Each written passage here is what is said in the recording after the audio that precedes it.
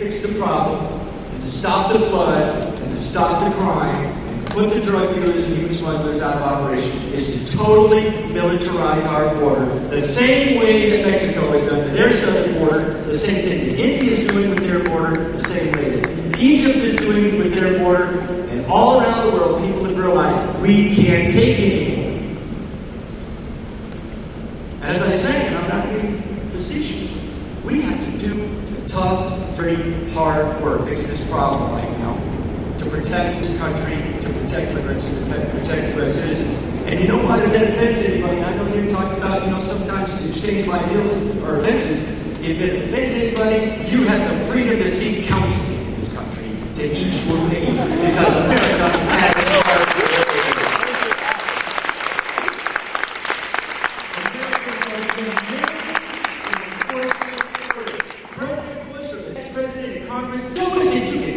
get something done other than wasting our tax dollars sending a stupid space shuttle into space every couple of months, or giving away to other and fighting wars in other countries. Show us you can protect America first. Prove to us you can get something done, like securing our borders and enforcing an orderly queue into this country. We have Mexican military incursions. I'll just briefly go over that. Michael Chertoff says that the 200-something incursions across our borders over the last couple of years, just innocent mistakes from guys who just didn't know where the border was. I've caught them upwards of 3 miles inside our borders running a recon mission for human smugglers and drug dealers because they make good money off of it too. It's not a real glamorous position to be in the Mexican military. They're carrying automatic weapons. They support the drug cartels. They're the same. There is your national security. We have foreign military assisting human smugglers and drug dealers in violating the sovereignty of the borders of the United States. Five of the last 7 police officers in Phoenix alone killed in the line of duty were killed at the hands of foreign nationals in our community. Recently, Nick Earthley just stopped a couple of jaywalkers. Before he knew it, he had 2 rounds from a 9mm through his head, and he was dead, leaving 3 children behind. Then hijacked a car with a guy inside it. Unfortunately, the Phoenix Police Department saved the taxpayers a lot of money for adjudicating his case in court. And they exterminated this heinous criminal. This is happening. 80% of Americans agree. U.S. citizens, our borders must be secured to stop the violent criminal drug cartels, gangs, and human smugglers along both of our borders. And let me tell you, we've got a growing problem along our northern border.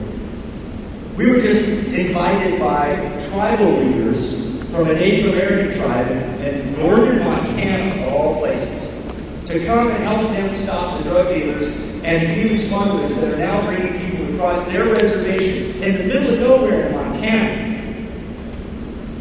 We met with them recently last month with Border Patrol, and they're going to allow us onto their territory to help be vigilant and observant and report activity to their law enforcement on their reservation and to allow Border Patrol in there, because it used just to be to them, and they were concerned. It just used to be those BC bug dealers that would come across.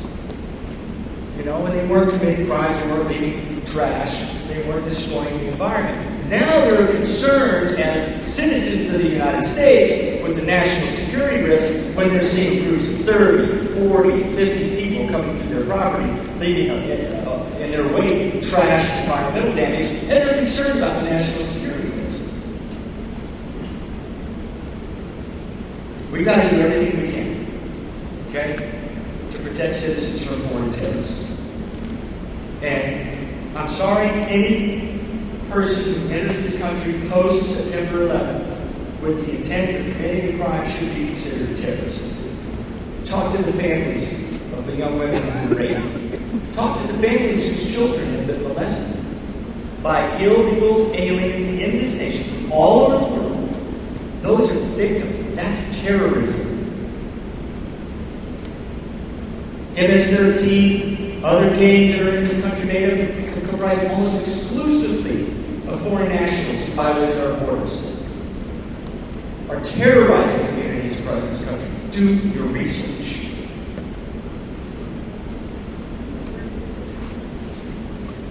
Has our activism been successful? Yeah. I think the two most important things of activism that have exposed the extent and scope of this problem have been U.S. citizens lawfully taking lawn chairs to the border and setting up vigilance on the border and exposing this problem and assisting Border Patrol and providing humanitarian aid. That awakened many people in the country. And then the marches in our streets 2 years ago of hundreds of thousands of people who showed blatant contempt for our rule of law and our culture in this country, flying flags of foreign nations, demanding for a double standard in foreign language, really got the attention of the American people. That's why comprehensive immigration reform was defeated. That's why the DREAM Act was defeated. Because Americans aren't going to stand for this anymore. Taxpayers aren't going to stand for it. We need order. And some people are joking about this. You know, shame on the media. It's intellectually dishonest for anybody to make light of a deadly issue where people are dying and being exploited and abused. Our activism has been extremely successful. And I appreciate your activism on campus. I appreciate your demeanor and your willingness to listen. I wish some of the other people outside had an opportunity to do so, although I don't think they would have been so willing to exchange ideas. I mean, what kind of country is it when we have warnings posted in national parks, not warning us of the dangers of the mountain lions and the bears, but of the armed, smuggling, drug dealers? This is on U.S. soil. That is just unacceptable.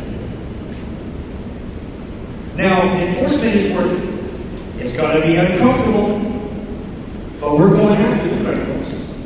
Unfortunately, as much as we've seen the workplace raids, I think we need to go after the employers too. And they have some corporations that are making egregious profits. I want to see one of these CEOs or presidents of one of these package plants that have been abusing and exploiting workers. I want to see them carried off in handcuffs as much as I want to see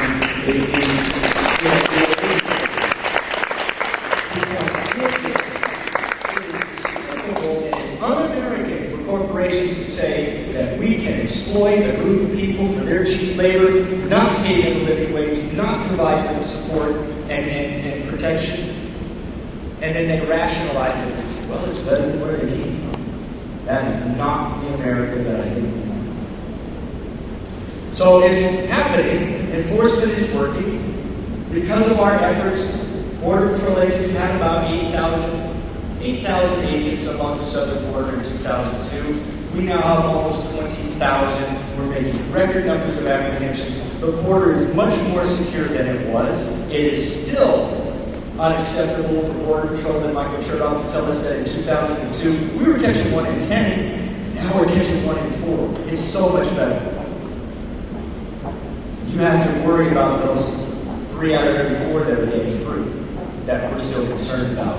But hey, President Bush and many people in our Congress and many people in our community think these are just good soldiers on our borders, helping Mexico eradicate the drug use and human smugglers, and protecting this country and building fences. But unfortunately, our government, the government of Mexico, has left us no choice but for people to demand fences. And we got those fences. And they're working in certain areas. Unfortunately, in some areas, they're being set up to fail. This is the site of the 2005 Naco line, where the Minuteman Project first held its 30-day sit-in, its protest on the border. This area was completely wide open. I used to sit in this area every night with members of our vigilance team, our neighborhood watch team, and reporting 3 groups of 400, 500 people every single night into this area. Nobody comes to this area anymore. The American people have seen results.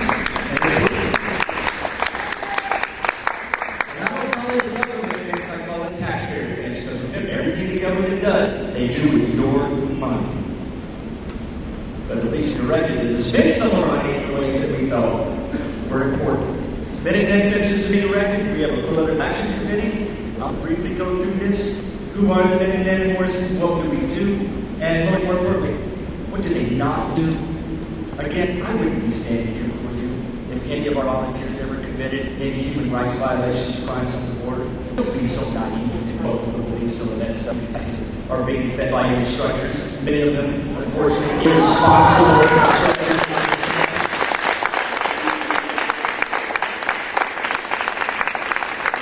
Good evening.